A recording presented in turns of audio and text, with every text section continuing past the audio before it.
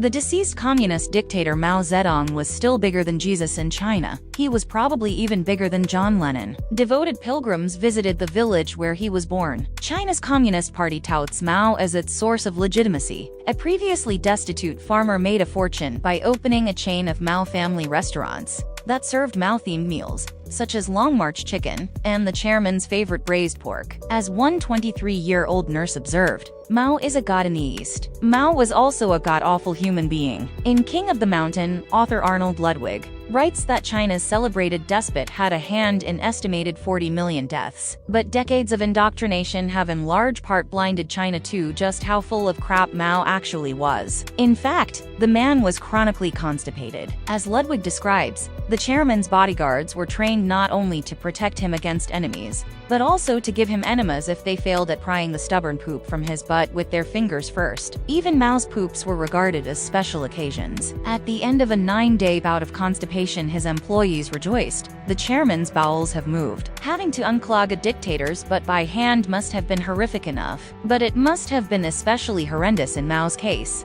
because he had the personal hygiene of a garbage dump. Dr. Li Zhisui served as Mao's personal physician for 22 years. He knew where the bodies were buried and what horrors were buried in Mao's body. In 1994, nearly 2 decades after the despot's death, Li unearthed these icky secrets in a tell-all and decided to tell people all about it. The doctor revealed that the dictator never brushed his teeth, which turned green. His infected gums gushed pus. When encouraged to brush his not at all pearly greens, Mao growled, "Does a tiger brush his teeth?" The chairman preferred to rinse his mouth with tea and chew leaves like peasants did. He seemed to revel in his grossness as detailed in King of the Mountain. Mao once reached into his pants to pick lice off his body deliberately while being interviewed by a female reporter. He also considered bathing a waste of time. And since Mao already spent much of his precious time expelling waste due to constipation, it comes as no surprise that he only occasionally gave people's nostrils a reprieve when he went for a swim and toweled off. Li blamed the chairman's deep-seated opposition to soap and water on a 3-bath philosophy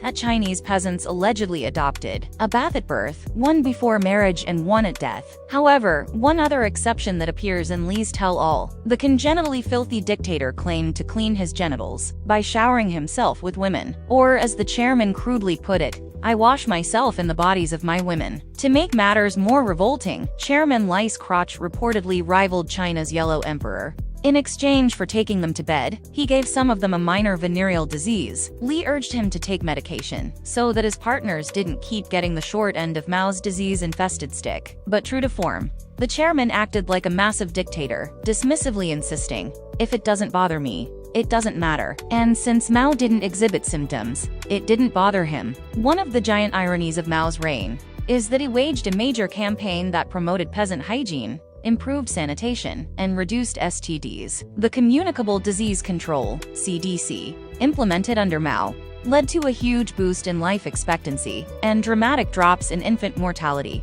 STDs, and other maladies. He remedied a shortage of competent doctors by organizing a system of so-called barefoot doctors who had basic medical training and augmented their knowledge with a rigorous 3 to 6 month crash course. These insta-physicians were dispersed to villages. Unfortunately, because this is Mao we're talking about, these important advancements were accompanied by a great leap backward. As you may have guessed, the iron-fisted despot wasn't trying to improve people's health out of the goodness of his heart. He wanted to increase agricultural productivity as part of his signature Great Leap Forward, an effort to modernize China, which ended up killing millions of people and untold numbers of animals. Mao called for the extermination of the 4 pests he said spread disease and became a blight on farmers by devouring hard-grown grain. Mao wanted to eradicate rats, flies, mosquitoes, and sparrows, the last of which he also despised for being a capitalist animal. So vicious was his hostility towards sparrows that citizens massacred them with abandon,